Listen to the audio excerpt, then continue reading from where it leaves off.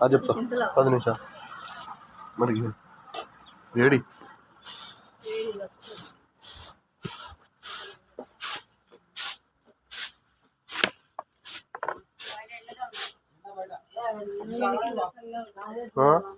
Class చెప్పాలి 10 నిమిషాలు.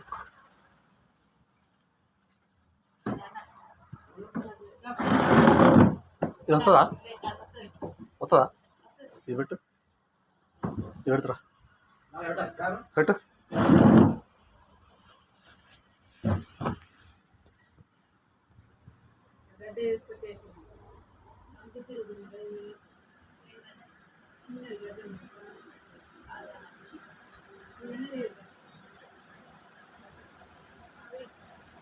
Okay, question paper కనుక మనం ఒకసారి పరిశీలించి చూస్తే ఇంపార్టెంట్ క్వశ్చన్స్లలో ముఖ్యంగా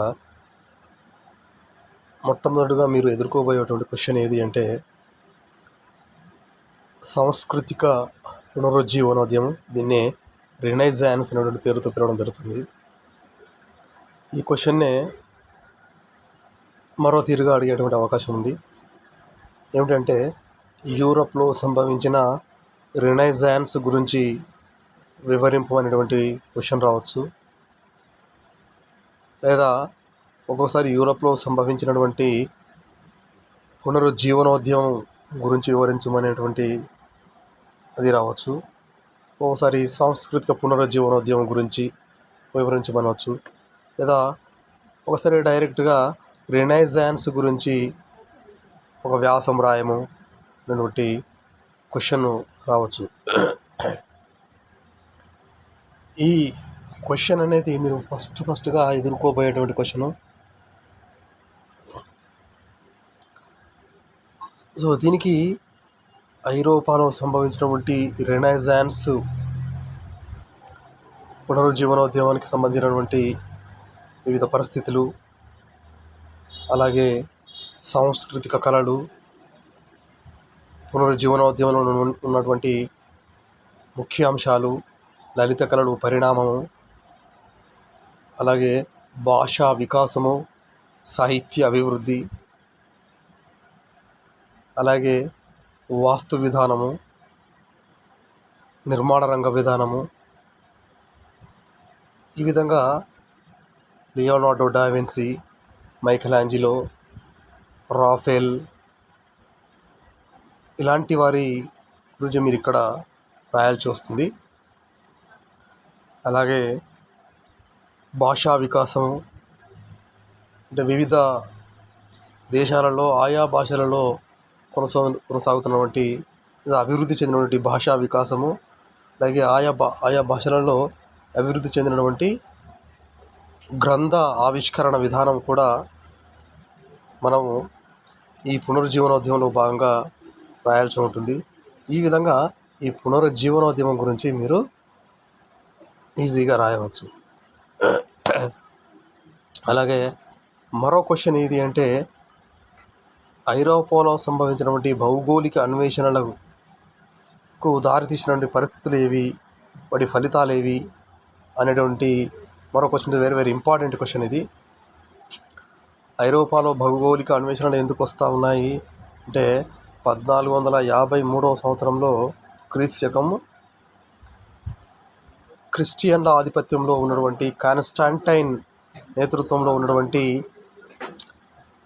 కాన్స్టాంటినోపిల్ బైజాంటియన్ సామ్రాజ్యాన్ని ఆటోమన్ టర్కులు ఆక్రమించి వేసుకోవడం జరిగింది.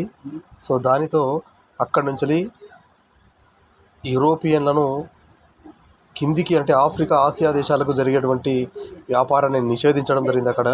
సో దానితోటి భౌగోళిక అన్వేషణలు సంభవించినాయి యూరప్లో. సో దానితోటి వివిధ దేశాలకు యూరోపియన్లు బయలుదేరడము, వివిధ దేశాలలో ఉన్నటువంటి వివిధ ప్రాంతాలను కనుగొనడము, దానిలో భాగంగా అమెరికాను కొలంబస్ కనుక్కోవడము, అమెరికో వెస్పుచి ముందుగా, ఆ తర్వాత కొలంబస్ అమెరికో వెస్పుచి ఇలాంటి వాళ్ళు అమెరికా దేశంలోకి ప్రయాణించి ఆ ఖండమును, ఆ దేశమును కనుగొన్నటువంటి విధానం మనకు తెలుస్తుంది. అలాగే ఆఫ్రికా దేశాలకు కూడా కొందరు సాహస నావికులు వెళ్ళడం జరిగింది. ఇక భారతదేశానికి మొట్టమొదటిగా వచ్చినటువంటి యూరోపియన్లు పోర్చుగీస్ వారు. వీరి వాస్కో డి గామా 1897వ సంవత్సరంలో ప్రారంభించినటువంటి నౌకా ప్రయాణము 1898వ సంవత్సరంలో చేరుకోవడం జరిగింది భారతదేశంలోకి. సో ఇలా పోర్చుగీస్ వాదులు మొదలుపెట్టినటువంటి ఈ విధానము దీనితోటి నౌకా మార్గం కనుగొనడంతో అనేక మంది యూరోపియన్లు రావడం జరిగింది. అలాగే ఫెర్నాండో మ్యాజిలాన్ లాంటి వ్యక్తులు, అలాగే ఇక ఫ్రాన్సిస్ డ్రేక్ రెండవ భూప్రదక్షిణ చేసినటువంటి వ్యక్తి. ఈ విధంగా టోటల్గా సముద్ర భాగానంతా కూడా చుట్టూ వచ్చినటువంటి సాహస నావికులు ఉన్నారు. వారిని గురించి మీరు ఇందులో రాస్తే సరిపోతుంది. అలాగే ఇక ఈ భౌగోళిక అన్వేషణలో భాగంగా వివిధ ప్రాంతాలకు, అంటే పోర్చుగల్కు స్పెయిన్కు మధ్య ఈ భూముల పంపకంలో ఏర్పడే తగాదా ఏదైతే ఉందో ఆ తగాదా నాడు ఉన్నటువంటి పోపు తీర్చడము, కొన్ని ప్రాంతాలను స్పెయిన్కి ఇచ్చివేయడము, కొన్ని ప్రాంతాలను పోర్చుగల్కి ఇచ్చివేయడము, ఈ విధమైనటువంటి ఒప్పందం జరిగింది. ఆ తర్వాత ఈ భౌగోళిక అన్వేషణల వలన దారితీసిన పరిస్థితులు ఏవి అంటే పెట్టుబడిదారి విధానం ఆవిర్భావం చెందింది, నగరీకరణ ఆవిర్భావం చెందింది, అలాగే పట్టణీకరణ, వర్తక వాణిజ్యం గ్లోబలైజేషన్గా మారిపోయింది. అలాగే పేపర్ కరెన్సీ వాడుకలోకి రావడం జరిగింది, కరెన్సీ ముద్రణ. అలాగే బ్యాంకింగ్ వ్యవస్థ ఆవిర్భవించింది, భూస్వామ్య వ్యవస్థ పతనమైంది. అలాగే భౌగోళిక అన్వేషణల వల్ల వలసవాదం పెంపొందింది, వాణిజ్యవాదం పెంపొందింది, దాంతో సామ్రాజ్యవాదం పెళ్ళుబిక్కింది.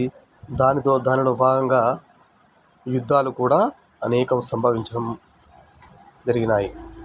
సో ఇక్కడ జరిగినటువంటి మొదటి ప్రపంచ యుద్ధం కావచ్చు, రెండవ ప్రపంచ యుద్ధం కావచ్చు, ఇంకా జరగబోయేటువంటి అనేక యుద్ధాలు కూడా ఈ భౌగోళిక అన్వేషణల ప్రభావంతో సంభవించడం జరిగినాయి.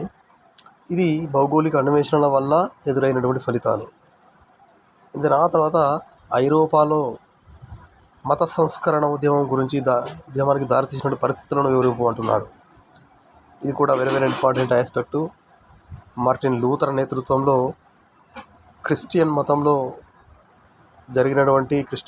ఉన్నటువంటి దురాచారాలు, అనైతిక సిద్ధాంతాలు, వాటికి వ్యతిరేకంగా మార్టిన్ లూథర్ నేతృత్వంలో వచ్చినటువంటి ఉద్యమాన్ని మత సంస్కరణ ఉద్యమంగా పేర్కొనడం జరిగింది. సో దీంతో ఈయన క్యాథలిక్ మతాన్ని వ్యతిరేకిస్తూ క్యాథలిక్ మతాన్ని రెండుగా చీల్చడం జరిగింది. ఒకటి పాత క్యాథలిక్ మతము, మార్టిన్ లూథర్ అనుసరించినటువంటి మతం ఏదైతే ఉందో అది ప్రొటెస్టాంట్ మతం. రెండు మతాలుగా ఆవిర్భవించింది. అలాగే దీని ప్రభావంతో ఇంగ్లాండ్లో కొంతవరకు జాతీయ చర్చి ఆవిర్భావం చెందినట్టు విధానం మీరు రాస్తే సరిపోతుంది. అలాగే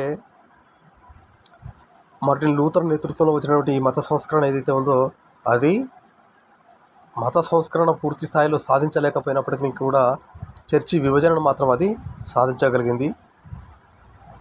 అలాగే 95 అంశాలతో కూడినటువంటి ఒక పత్రాన్ని విటెన్బర్గ్ చర్చికి అంటించి దాని మీద సవాల్ చేయడం జరిగింది మార్టిన్ లూథర్.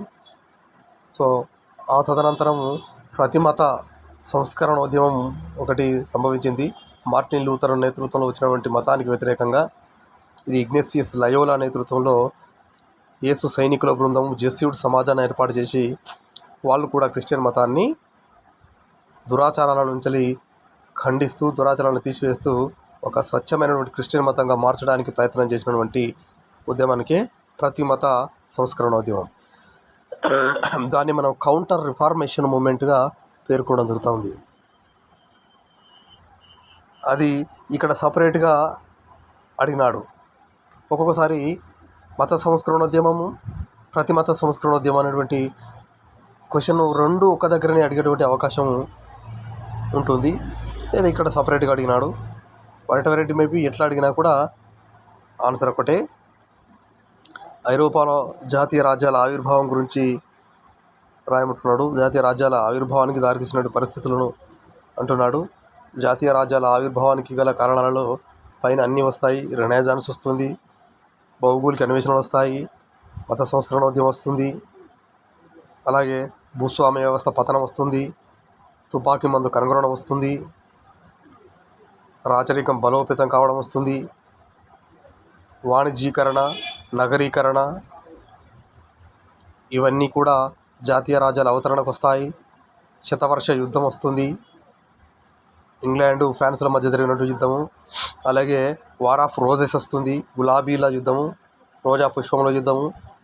ఈ విధంగా భూస్వాములు పతనం కావడము, రాచరికం శక్తివంతం కావడము, తద్వారా జాతీయ రాజ్యాల అవతరణ అనేది మనకు యూరోప్లో కనిపిస్తూ ఉంది. అంటే ఈ విధంగా మొట్టమొదటిగా జాతీయ రాజ్యంగా అవతరించినటువంటి దేశము ఇంగ్లాండు. ఆ తర్వాత ఇక స్పెయిన్, ఫ్రాన్స్, పోర్చుగల్, రష్యా ఇవన్నీ కూడా జాతీయ రాజ్యాలుగా యూరోప్లో అవతరించినటువంటి దేశాలు. ఇక్కడ పీటర్ ది గ్రేట్ పరిపాలనను వివరించమంటున్నాడు. అలాగే ఇక్కడ మళ్ళీ 14వ లూయి అంటాడు. ఇక్కడనే మళ్ళీ 5వ చార్లెస్ అంటాడు. అంటే ఈ పీటర్ ది గ్రేట్ ప్లేస్లోనే ఫ్రెడరిక్ ది గ్రేట్ అనవచ్చు, 14వ లూయి పరిపాలన అనవచ్చు, 5వ చార్లెస్ పరిపాలన అనవచ్చు. అంటే దీనికి ఆల్టర్నేట్ క్వశ్చన్స్ అవన్నీ కూడా మీరు వాళ్ళ గురించి ఒకసారి చదివి పెట్టుకుంటే సరిపోతుంది మీకు. ఇక పారిశ్రామిక విప్లవం గురించి ఒక వ్యాఖ్య రాయమంటున్నాడు. మొట్టమొదటిగా ఇంగ్లాండ్లో సంభవించినటువంటి యంత్రోద్యమము, ఇది మీరు చదువుకోవాల్సిన అవసరం ఉంటుంది. శ్రామిక వర్గ ఉద్యమాలపై ఒక వ్యాఖ్య రాయమంటున్నాడు. ఇది పారిశ్రామిక విప్లవము ప్రభావంతో ఏర్పడినటువంటి అంశము. ఇక ఫ్రెంచ్ విప్లవానికి గల కారణాలు అంటున్నాడు. ఫ్రెంచ్ విప్లవానికి గల కారణాలు ఇది చాలా పెద్ద టాపిక్, ఎలాబొరేట్గా ఉన్నటువంటి టాపిక్. ఫ్రెంచ్ విప్లవానికి సంబంధించినటువంటి ఈ టాపిక్లో 3-4 క్వశ్చన్స్ వచ్చేటువంటి అవకాశం ఉంది. విధానసభ కార్యక్రమాలు అనవచ్చు, రాజ్యాంగ పరిషత్ కార్యక్రమాలు అనవచ్చు, అలాగే జాతీయ సభ సంస్కరణ అనవచ్చు, ఫ్రెంచ్ విప్లవానికి గల కారణాలు అనవచ్చు. ఈ విధంగా ఒక ఫ్రెంచ్ విప్లవంలోనే ఒక 4-5 క్వశ్చన్స్ వచ్చేటువంటి అవకాశం ఉంది. అలాగే ఈ ఫ్రెంచ్ విప్లవ క్రమంలోనే ఇది అమెరికన్ రివల్యూషన్ అడుగుతాడు. ఒక్కోసారి ఫ్రెంచ్ విప్లవం క్వశ్చన్ ఇవ్వచ్చు, అమెరికన్ రివల్యూషన్ ఇవ్వచ్చు. అలాగే రివల్యూషన్లో మహా విప్లవం, గ్లోరియస్ రివల్యూషన్ కూడా మీకు క్వశ్చన్లో రావచ్చు. ఇక ఫైనల్గా వచ్చిన మీద ఎదుర్కోబోయే క్వశ్చన్ ఏదంటే నెపోలియన్ పరిపాలన సంస్కరణలు, నెపోలియన్ అడ్మినిస్ట్రేషన్ రిఫార్మ్స్ కూడా అది లాస్ట్గా మీరు ఎదుర్కోబోయేటువంటి క్వశ్చను. అది కూడా వెరీ వెరీ ఇంపార్టెంట్ క్వశ్చనే. అది ఫ్రెంచ్ విప్లవంలో భాగంగా వస్తున్నటువంటి క్వశ్చనే. ఇక షార్ట్ ఆన్సర్స్లో చూస్తే కాన్స్టాంటినోపిల్ పతనం కావచ్చు, మార్టిన్ లూథర్ అడుగుతున్నాడు. ఒక్కొక్కసారి ఇక్కడ ఇగ్నేసియస్ లయోలా అంటాడు. అలాగే 8వ హెన్రీ అంటున్నాడు. ఒక్కోసారి 5వ చార్లెస్ అనవచ్చు, ఒక్కోసారి ఫ్రెడరిక్ ది గ్రేట్ అనవచ్చు. అలాగే భూస్వామ్య వ్యవస్థ అంటున్నాడు ఇక్కడ. ఒక్కోసారి భూస్వామ్య వ్యవస్థ స్థానంలో పెట్టుబడిదారీ విధానం రావచ్చు, వాణిజ్యీకరణ రావచ్చు ఈ విధంగా. అలాగే బోస్టన్ టీ పార్టీ అంటున్నాడు ఇక్కడ. ఇది విప్లవానికి సంబంధించినటువంటి క్వశ్చను. ఇక రాబిస్పియర్ అనవచ్చు, ఇక్కడ గిలోటిన్ అనవచ్చు, బీతావాహ పరిపాలన అనవచ్చు. ఈ విధంగా జార్జ్ వాషింగ్టన్ అయినటువంటి క్వశ్చన్ రావచ్చు. ఈ విధంగా ఈ షార్ట్ ఆన్సర్లలో చూస్తే మీరు ఈజీగా వీటన్నిటిని కూడా ఒక కాన్సన్ట్రేషన్ చేసి చదువుకుంటే సరిపోతుంది. ఇది థర్డ్ పేపర్కు సంబంధించినటువంటి విశ్లేషణ. అండ్ ఫోర్త్ పేపర్కి సంబంధించినటువంటి విశ్లేషణ మరి మన తర్వాత క్లాస్లో మనం చదువుకుందాం.